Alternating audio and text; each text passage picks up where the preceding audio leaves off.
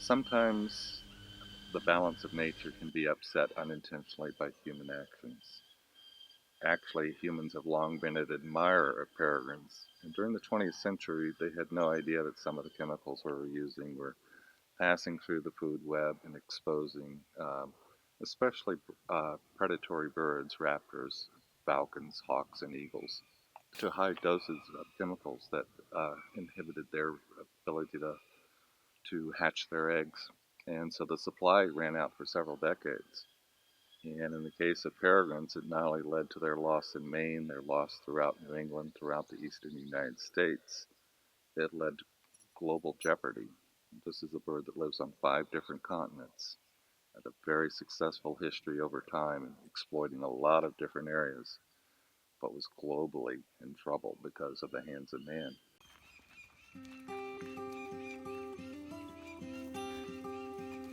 In Maine, we have approximately 30 nesting pairs in the state. They live in both coastal regions such as Acadia National Park, which have high cliffs, as well as the interior. I would say the hot spot for peregrines in Maine is actually in Oxford County, the White Mountain Forest region, where there's lots of cliffs, and the density of peregrines is pretty spectacular out there. But 30 statewide is not a lot. It's not enough to say they're okay, they can take care of themselves indefinitely. We watch over them, and hopefully they'll gradually increase a little bit and become, more self-sustaining than perhaps they are at this stage.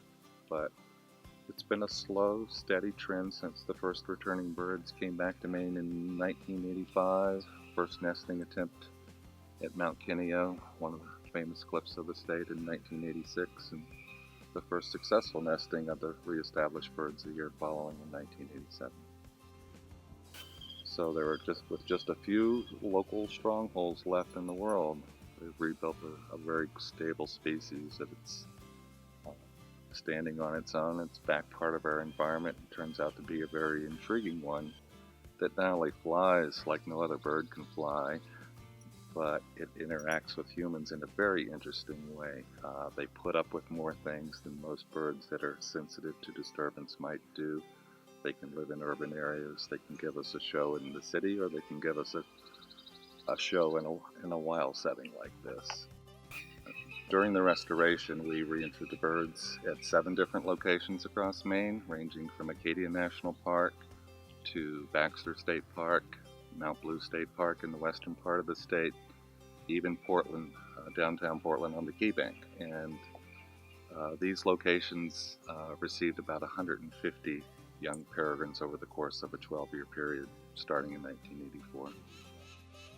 In many ways, the Eastern recovery has been so strong that it's overcome any doubts that, we're doing the right thing. The genetic blend is usually an enhancement to a species. And when the numbers get so small as they have with some of the other endangered species, you have to think twice about what you're doing. Is it prudent? Is it reasonable?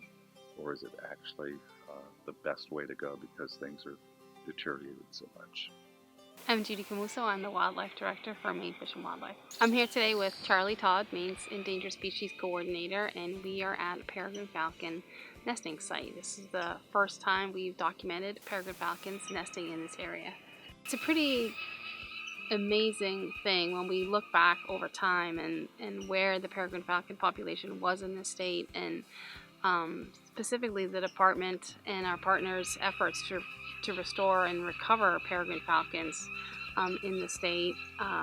Charlie Todd probably won't tell you this himself, but he is largely responsible for the recovery of both our bald eagle population and our peregrine falcon population. And without him, we wouldn't be anywhere near where we are today with either of those species, along with many others. One of the main missions of the department is to manage our wildlife species, and that includes our game species and it includes our non-game species, and we are mandated to manage our endangered species as well. And the department has a tremendous focus on managing and recovering all of our endangered wildlife in the state. We have all kinds of programs, whether it's on our least terns, black terns, piping plovers, New England cottontail, peregrine falcon, bald eagles. We work on all of those species and trying to recover those to a more sustainable population.